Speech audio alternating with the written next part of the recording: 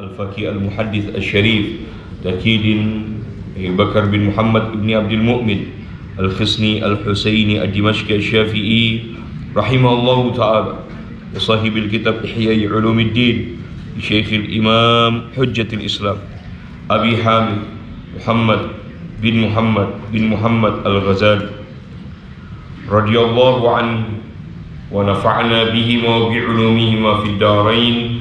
الفاتحة.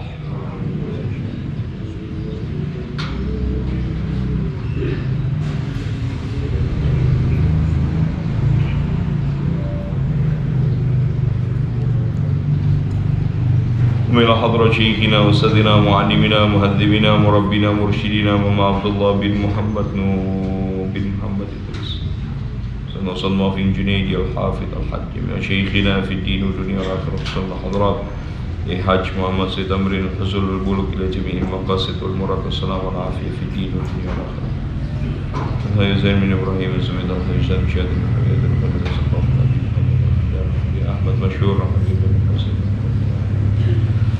هذا محمد رزيق الحبيب زين شهاب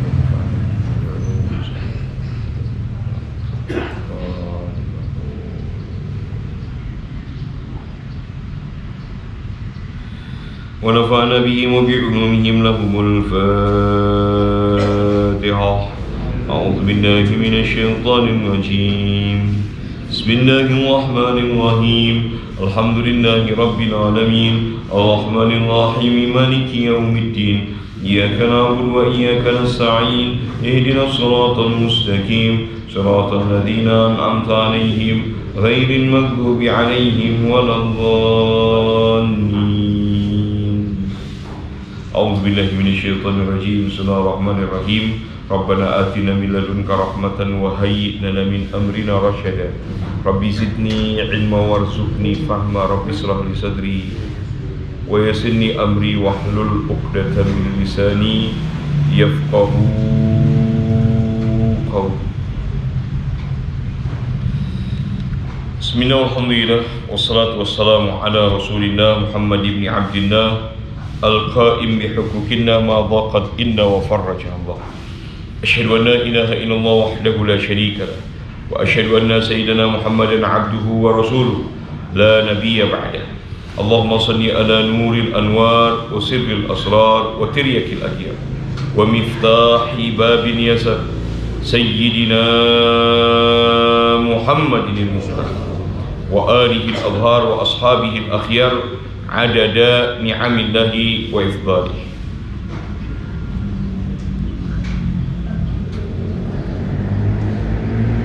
Kita lanjutkan kifayatil akhyar sampai pada kalimat wa'alam annahu law khalafa fastamta'a biha bighairil jima'i lam yalzamhu syai'un bila khilaf. Bismillahirrahmanirrahim. Ila an qala musannif rahimahullah nafa'na bihi wa bi'ulumi fid darain amin. Qala wa'alam أنه لو خالف فاستمتع بها بغير الجماع لم يلزمه شيء بلا خلاف.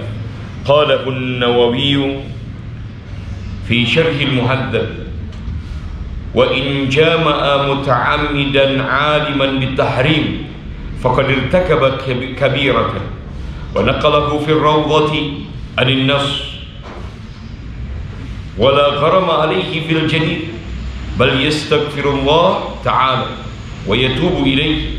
لكن إن وطئ في إقبال الدم وهو أوله وشدته فيستحب أن يتصدق بدينار وإن جامع في إدباره تصدق بنصف دينار.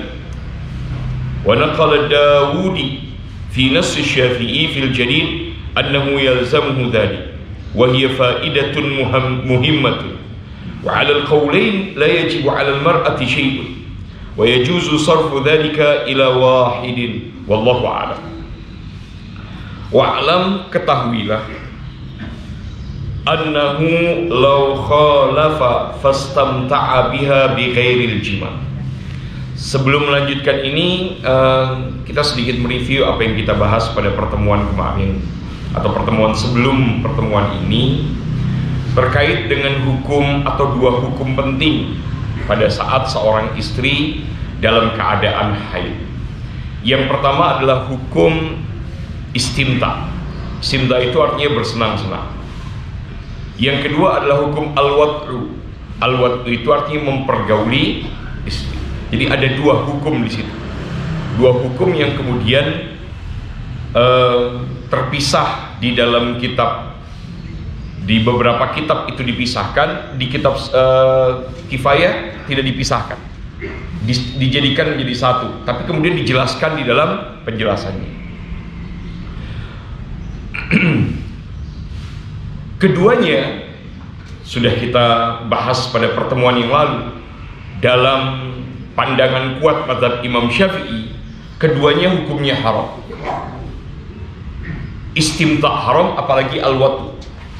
Bersenang-senang itu haram meskipun di atas izar, di atas penutup antara pusar sampai lutut. Meskipun, kalimatnya begitu, Pak. Jadi haram meskipun di atas izar, di atas penutup di antara pusar sampai lutut. Jika istimta saja hukumnya haram, apalagi al-wad'u mempergauli. Jadi hukumnya jelas, mendekati itu haram, apalagi sampai mempergauli. Bagaimana kalau selain dari pusar dan lutut, la ba'sa bi, nggak ada masalah. La ba'sa bi, tidak jadi masalah. Dibolehkan jazabi, nggak ada keharaman di dalam. Baik.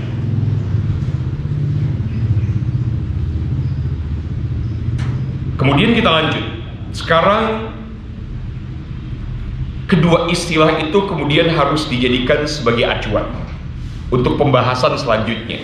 Karena pembahasan sekarang adalah pertanyaannya, bagaimana hukumnya jika itu terjadi? Istimta terjadi, al-wad'u terjadi. Bagaimana hukum si suami? Bagaimana hukum si istri? Apakah suami harus membayar kifarat karena sudah terjadi, gitu ya? Nah, ini yang kemudian akan kita bahas pada pertemuan hari ini. Tapi pemisah dulu, ada pemisah dulu, memahami pemisah antara istimta sama al-wad'u. Wa'alam, ketahuilah, annahu law khalafa, ketahuilah bahwasanya jika khalafa, suami melanggar. Ini fokusnya di suami dulu. Suami dulu. Jika suami melanggar, fastamta'a, kemudian si suami istimta. Istimta itu bersenang-senang. Ini belum wad'u. Ini tidak menyinggung wad'u, menyinggungnya istimta. Bersenang-senang di antara surah sama rukbah, di antara pusar sampai lutut, dan di situ ada izar, ada penutup. Atau tidak ada penutup tapi sebatas itu istimta. Tapi karena kita sudah bahas pada pertemuan sebelumnya bahwa yang paling kuat itu meskipun ada izar hukumnya haram, apalagi tidak ada izar. Ada penutup saja hukumnya haram, apalagi tidak ada penutup. Bighairil jima', tanpa mempergaulinya, hanya istimta saja.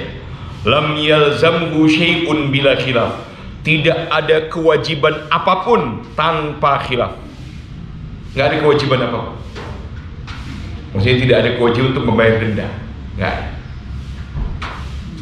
Qalahu an-Nawawi fi Syarhil Muhadzab. Ini disampaikan oleh Imam Nawawi di dalam kitab Syarah Muhadzab. Wa in jama'a. Nah, berikutnya ini bukan istimta tapi mempergaulinya.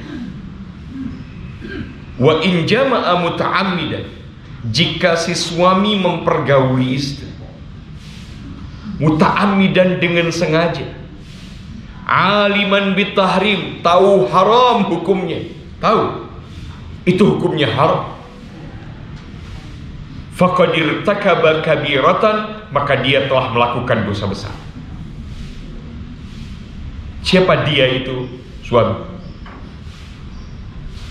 Wa naqalahu fi rawdati anin nas, dan ditukil di dalam kitab Rawdah yang kemudian ini menjadi nas.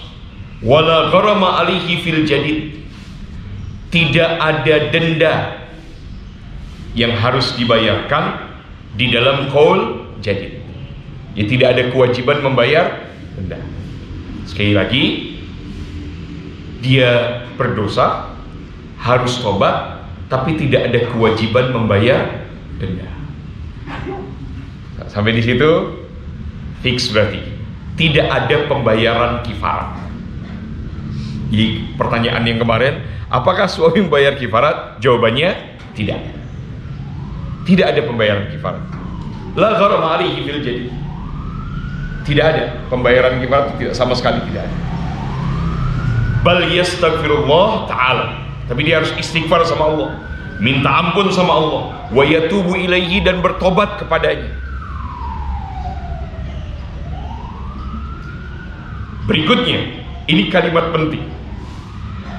Lakin in wati'a fi iqbalid dam wa huwa awwaluhu wa shiddatuhu,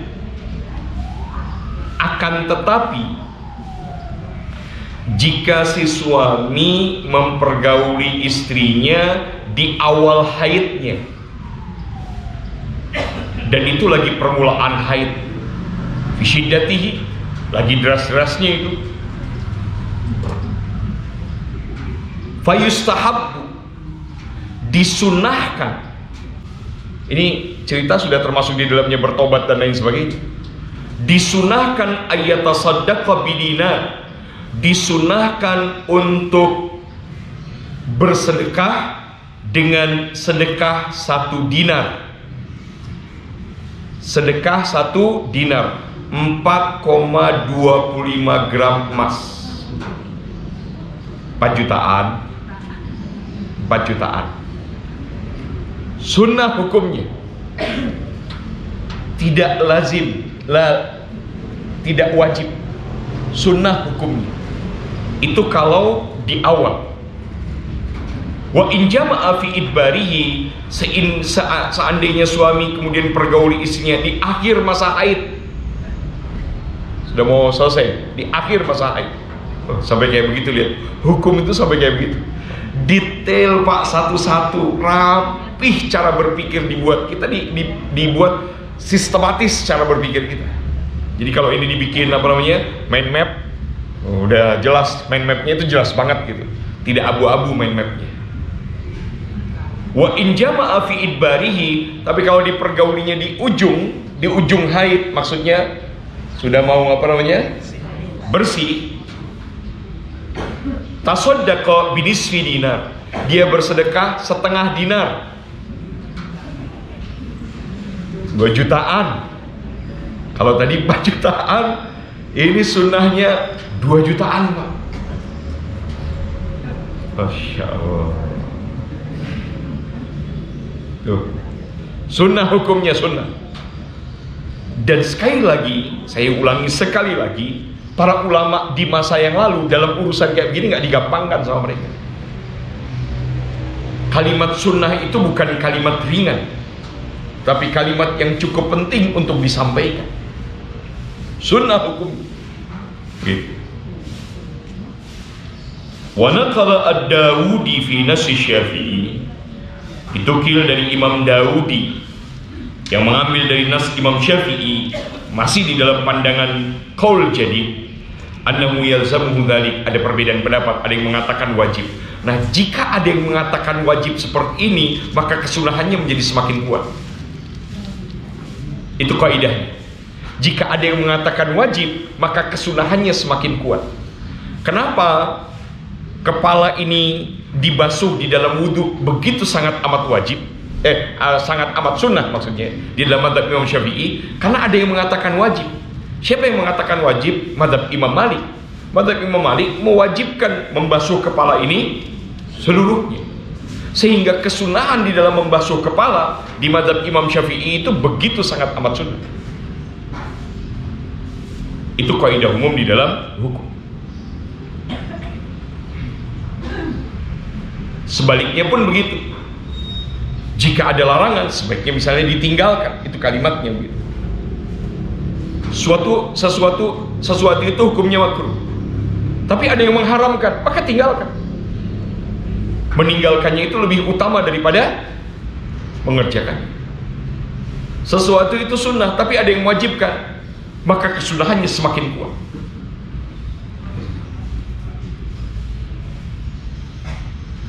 Wahiyya faidatun muhimmatun. Ini menjadi faedah yang penting karena masuk di dalam faedah tadi. Kesunahannya semakin kuat. Jadi jangan diabaikan ini urusan. Kenapa begitu dendanya begitu besar? Supaya orang ninggalin. Jangan pura-pura nggak tahu hukumnya. Gitu. Wa 'alal qaulain, bagaimana dengan istri? Pertanyaannya nih, istri bagaimana nih hukumnya? Mempergauli istri pada saat bulan Ramadan wajib bayar kifarat. Siapa yang bayar kifarat? Suami. Istri bayar kifarat? Enggak. Yang bayar kifarat suami. Yang minta istrinya, tapi yang bayar kifarat suami. Di dalam dua qaul terkait dengan apa yang disampaikan di atas, la yajibu 'alal mar'ati syai'un. Istri tidak wajib, enggak ada kewajiban apapun. Bagaimana kemudian setelah dia ternyata itu terjadi dan dia harus dia disunahkan mengeluarkan 1 dinar atau setengah dinar, wa yajuzu sarfu dzalika ila wahidin. Boleh apa yang dikeluarkan tadi hanya diberikan kepada satu orang, boleh. Nggak harus diberikan kepada banyak orang. Dia ngasih 1 dinar itu untuk 1 orang juga boleh. Ngasih setengah dinar hanya untuk 1 orang pun boleh, nggak ada masalah. Saya ulangi lagi. Jadi kalau dilihat hukum secara umum, kita memisahkan antara istimta dengan al-wad'u. Istimta itu bersenang-senang, al-wad'u itu artinya adalah mempergauli.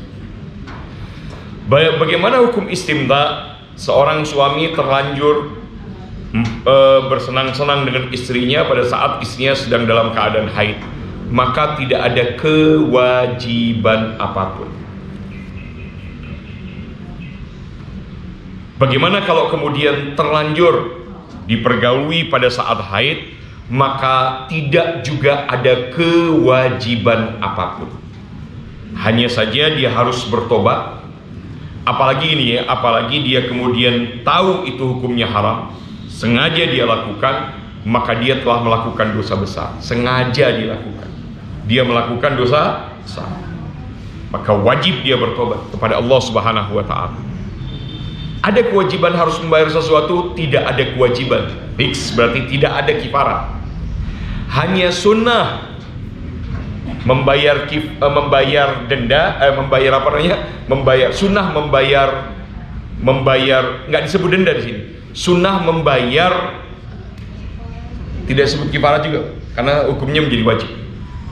Sunnah membayar perbuatan tadi dengan bayaran 1 dinar jika dipergaulinya di awal haid. Tapi jika dipergaulinya di akhir haid, maka sunnah membayar setengah dinar. Berapa ukuran 1 dinar di Indonesia sekarang ini ukurannya, Mas? Ya 1 dinar sekitar ya 4 jutaan, 4,2, nggak berubah Pak. Ukuran kimahnya nggak berubah. 1 dinar itu 4,25 gram emas. Maka tinggal hitung harga emas saja, berapa harga emas? Sekitar ya segitulah, dikali saja, jadi 4 jutaan. Setengah dinar berarti 2 jutaan. Untuk apa tujuan ini? Supaya orang menghindar dari hal ini. Di dalam kitab Muhadzab disebutkan, apakah kesunahan ini berlaku bagi orang yang tidak sengaja? Naam. Jadi bukan hanya untuk yang sengaja. Tapi untuk yang tidak sengaja pun kemudian masuk ke dalam.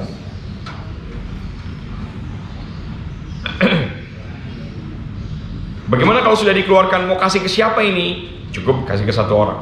Tapi tidak dijelaskan satu orang ini kemudian syaratnya seperti apa. Tidak ada syarat-syarat tertentu untuk pemberian yang sunnah mengeluarkan dinar ini.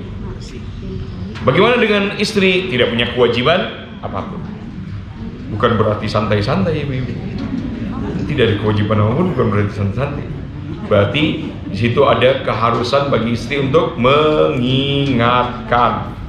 Itu penting. Nah, pertanyaannya muncul, bagaimana kalau istri nggak mau dan bilang lagi haid? Istri nggak mau, bilang saya lagi haid.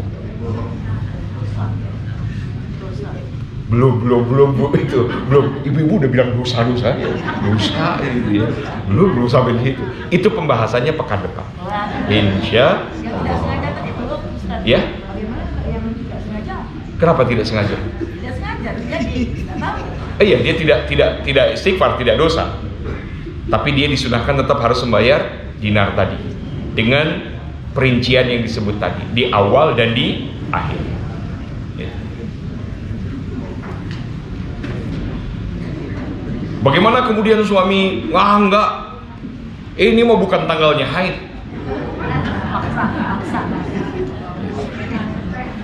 Terus kemudian dipergauli, apakah suami berdosa? Apakah istri yang berdosa? Nanti kita lihat. Itu pembahasannya baru minggu depan. Tenang bu, tenang. Insya Allah masih ada pembahasan pekan depan. Insya Allah. Alhamdulillahirabbil alamin. Begitu asyiknya belajar fikih, Pak. Tapi ya itu dia, belajar fikih itu cabangnya banyak. Jadi perbedaan pendapat di dalam itu banyak banget. Makanya ibu-ibu, belajar fikih itu ternyata tidak mudah. Belajar nahwu sorof itu mudah. Tapi ibu-ibu susah ya. Nahwu sorof itu mudah, yang susah itu justru fikih. Orang menganggap fikih itu gampang. Enggak, fikih itu susah. Karena dia terus berkembang. Wallahu a'lam. Kita lanjutkan salawat dan doa haji. Beberapa waktu lagi kita akan masuk di bulan Muharram. Besok hari Rabu tanggal 20 ya. Hari Kamis ya. Hari Kamis. Kita masuk di bulan Ramadan. Bulan Muharram. Mudah-mudahan akhir tahun ini menjadi akhir tahun yang baik buat kita. Allah tetap muliakan kita, Allah tetap angkat derajat kita. Dan satu hal yang tidak boleh hilang, karena ini penting sekali di zaman sekarang Bapak-bapak, jangan sampai kehilangan kecintaan kepada ulama. Karena sekarang antara yang mencintai ulama dan membenci ulama itu Allah perjelas. Allah perlihatkan dengan jelas siapa yang benci ulama, siapa yang tidak benci ulama, maksudnya cinta sama ulama. Di dalam kitab Manhajis Sawi di situ disebutkan, di dalam bab adab terhadap para ulama dan salihin, tidak ada ciri kefasikan dan kemunafikan kecuali kebencian ke dalam 3 kelompok. Siapa 3 kelompok itu? Hadisnya meskipun ini hadis marfu, tapi dipakai oleh para ulama, termasuk Imam Al-Ghazali. 3 kelompok ini siapa yang dibenci, yang kemudian pembencinya pasti munafik dan fasik. Tua dalam agama ini, mereka yang masih mempertahankan agama sampai rambutnya memutih. Ibu-ibu sampai rambut memutih, masih mempertahankan agama ini. Berarti bapak-bapak dan ibu-ibu di sini yang masih mempertahankan agama ini sampai rambutnya memutih, mereka adalah orang-orang tua dari agama ini. Orang-orang tua dari agama ini yang masuk dalam hadis Nabi SAW, man lam yarham kabiran, man lam yuakir kabiran. Siapa saja yang tidak menghormati orang tua dari agama ini, mereka bukan termasuk golongan kami, kata Nabi SAW. Orang tua, ibu bapak kalau ada rambut putih jangan dicabut. Itu rambut putih jangan dicabut. Itu cahaya dari Allah Subhanahu wa Ta'ala. Sampai memutih. Bagaimana penghormatan anak-anak muda kepada orang-orang tua di zaman sekarang? Orang tua itu bukan orang tuanya saja, tapi orang tua di dalam agama ini. Masya Allah. Semua orang tuanya di dalam agama ini, semua orang yang kemudian disebut orang tua di dalam agama ini adalah ayah-ayahnya, adalah ibu-ibunya. Di dalam apa? Di dalam agama. Maksudnya harus dihormati, harus dihargai, wajib, hukumnya wajib. Yang kedua, siapa yang tidak menghormati ulama di dalam agama ini, tidak menghargai ulama, mencaci, menghina ulama, dipastikan mereka golongan fasik, dipastikan mereka golongan munafik. Pasti, Pak. Pasti, tidak ada keraguan terkait dengan hal ini. Yang ketiga, mereka yang membenci pemimpin yang adil, pemimpin yang adil, Pak. Harus jelas itu kalimatnya. Bukan mereka membenci pemimpin saja, enggak. Membenci pemimpin yang adil. Kudu itu kalimat. Kudu jelas. Kalau dia membenci pemimpin yang adil, dia amanah, dia adil, dia istiqomah dengan kepemimpinannya, dia benci, maka pembencinya dipastikan munafik dan fasik. Nauzubillah min. Maka kita minta sama Allah diistiqomahkan dalam golongan orang yang mencintai ulama. Amin ya rabbal alamin. Bi barakatil Fatihah. Al-Fatihah. Auzubillah minasyaitonir rajim.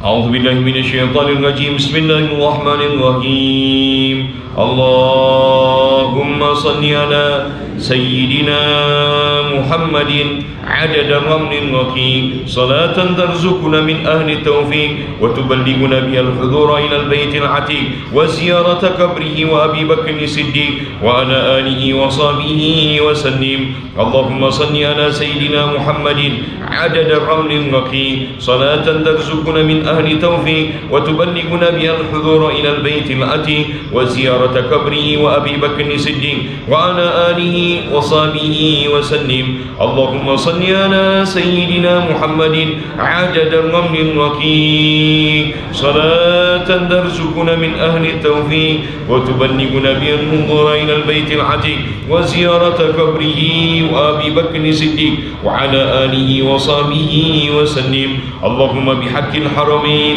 وبحق جد الحسن والحسين بلغني يا الله إلى مكة المشرفة وزمزم والمقام والمشعر الحرام وإلى المدينة المنورة يا عزيز يا رحمن برحمتك يا أرحم الراحمين. Kita lanjutkan ihya. Sampai pada kalimat walihada ihtarazal muhtatuna anil akli biddin. Nah, ini pembahasan hari ini masih nyambung dengan pembahasan sebelumnya. Dan pembahasan hari ini lebih dalam lagi dari pembahasan sebelumnya.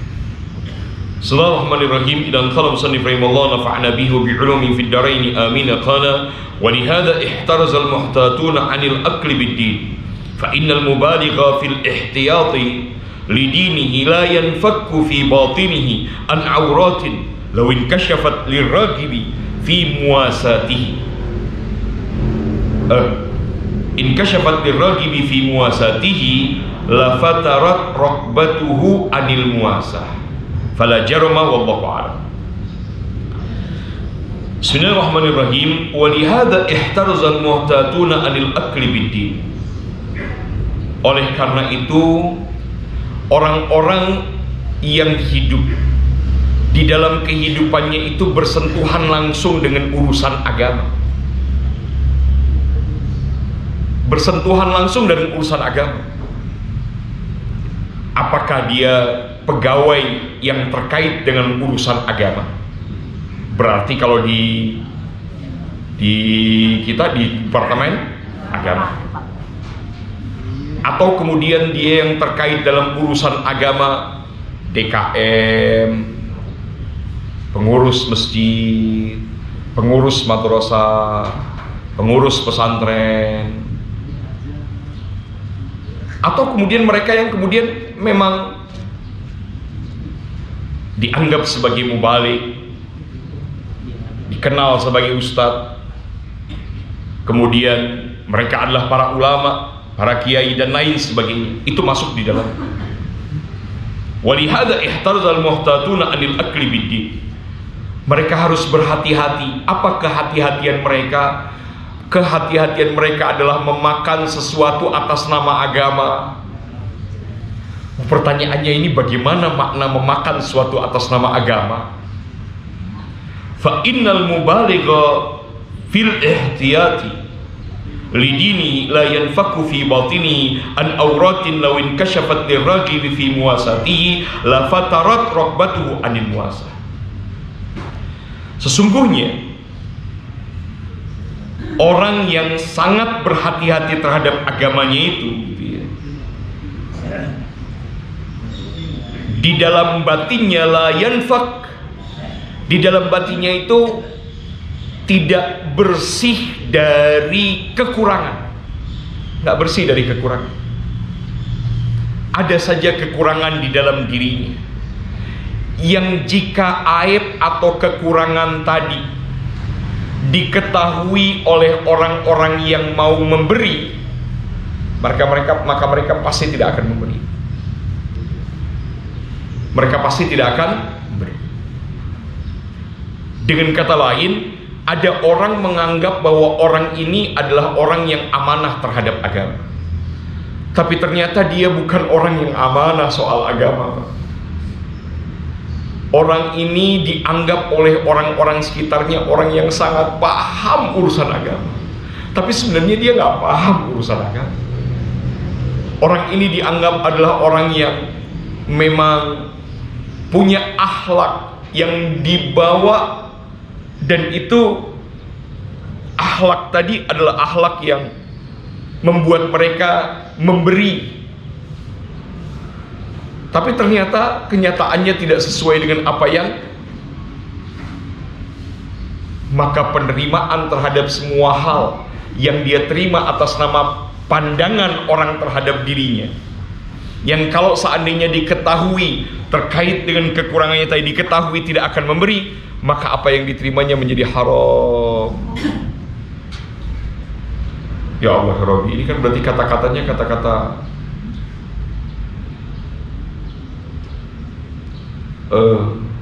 saya terpikir tadi malam gitu ya, jika ada orang termasuk di dalamnya, jika ada orang memberikan pengakuan gitu, pengakuan kedekatan dia dengan orang yang memahami agama. Saya ambil contoh sederhana saja. Saya mengakui saya ini dekat sama Abi misalnya. Dengan kedekatan saya sama Abi, kemudian saya meminta mendapatkan kemanfaatan atas nama kedekatan dengan kiai lah gitu. Saya ingin mendapatkan kemanfaatan gitu. Saya kan dekat sama Abi, jadi karena saya dekat sama Abi, tolong dong gitu. Tolong nih bayaran pesantren dikurangin, karena saya dekat sama Abi. Cuman ngaku-ngakuin doang. Lu ngomong sama Abi aja gak pernah. Ngaku pernah deket, ngaku kenal. Kenal sama Abi, kenal banget. Loh, datang aja belum pernah. Dulu kenal, sekarang belum. Dan sekarang belum lagi sowan, belum ketemu lagi, belum ngobrol lagi, belum ketemu lagi, belum bertatap muka lagi. Kemudian meminta atas nama tadi, menginginkan kemanfaatan. Apakah masuk ke dalamnya? Ternyata di dalam kitab yang lain saya baca termasuk di dalamnya, Pak.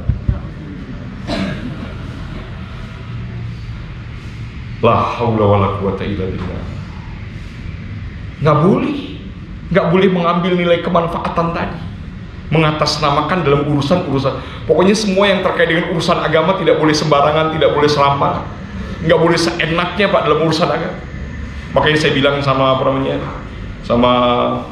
Pak, sekarang zaman susah Pak. Susah Pak. Kemarin ada orang-orang tua murid minta supaya bayaran pesantren dikurangi. Saya bilang nggak usah lah, kalau bisa mah nggak usah minta pengurangan bayaran pesantren, bayar aja. Kalau nggak bisa dibayar langsung, cicil aja.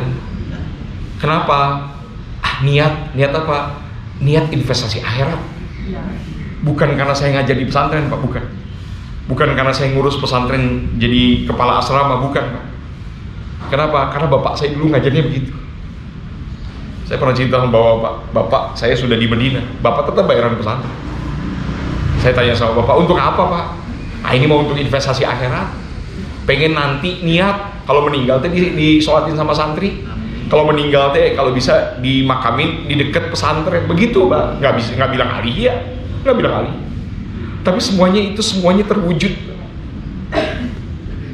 Makanya saya bilang sama ibu-ibu, nggak usah minta pengurangan. Nah, kan Ustaz di sini. Yang pertama adalah mereka-mereka yang tidak menghormati orang-orang tua di dalam agama ini. Siapa yang dimaksud orang? Jadi mungkin Ustaz ngomong atas nama, nggak atas nama pesantren, saya ngomong atas nama pribadi. Kan anak saya nggak di situ, anak saya kan nggak makan di situ, anak saya kan nggak tidur di situ. Kurangi dong bayarannya.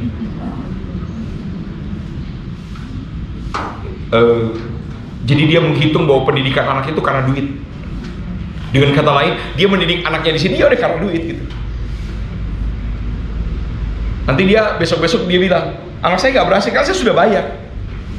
Loh, berhasil atau tidak anak di pesantren itu ya tergantung apa? Tergantung si anak itu tadi. Tergantung si anak.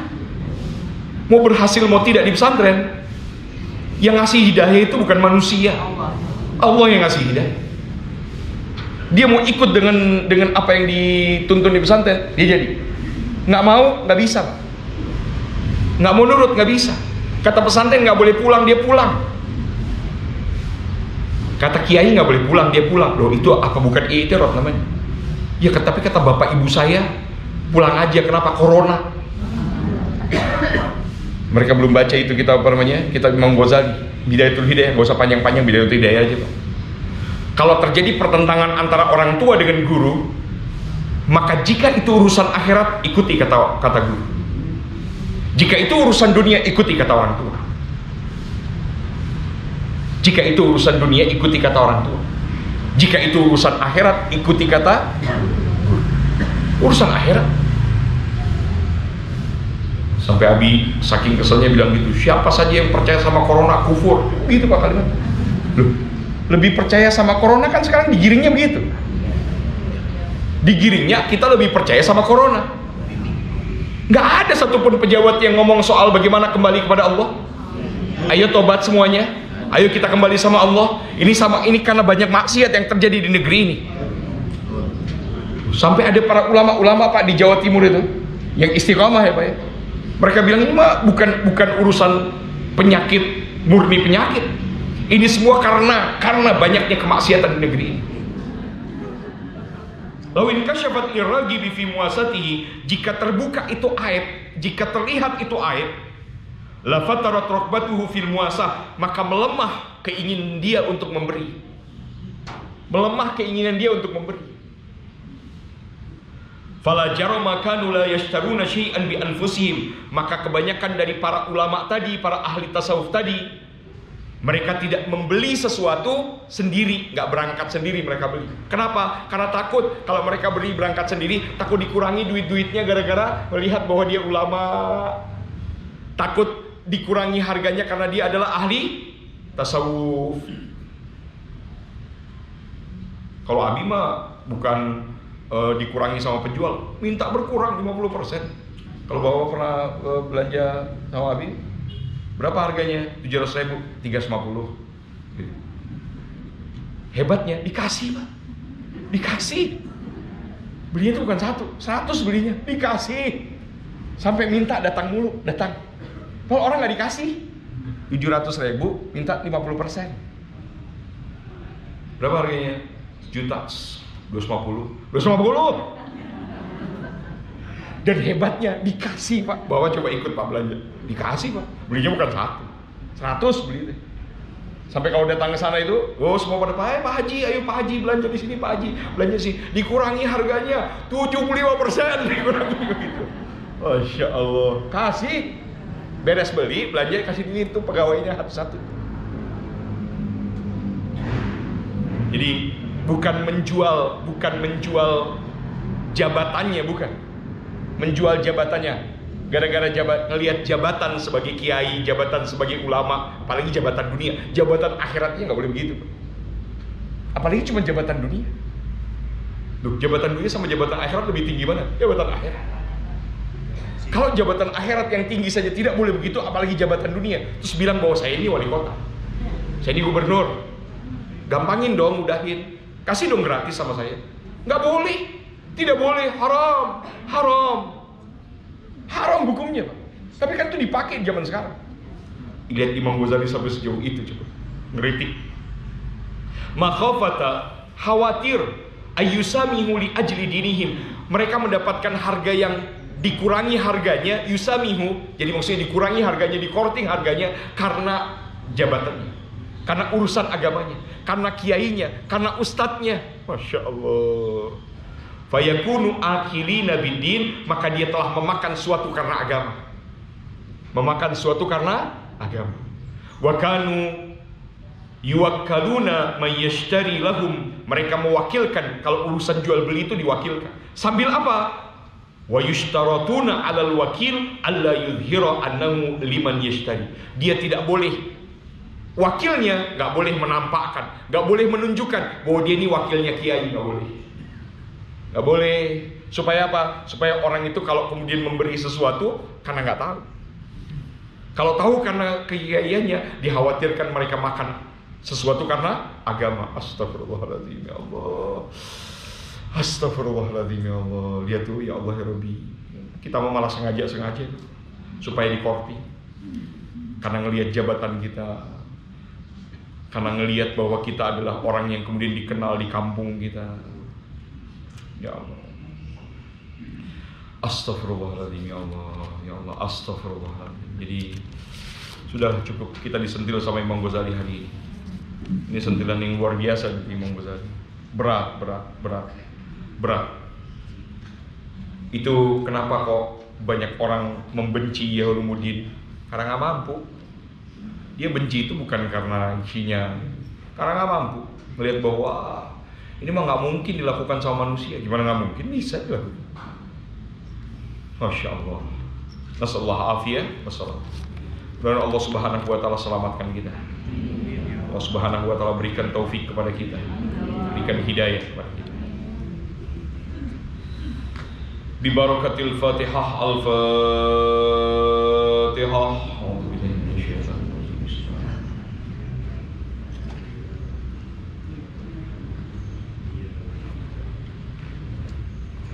Bismillahirrahmanirrahim. Inna fatahna laka fathan mubina liyaghfira laka Allahu ma taqaddama min dhanbika wa ma ta'akhkhar wa yutimma ni'matahu.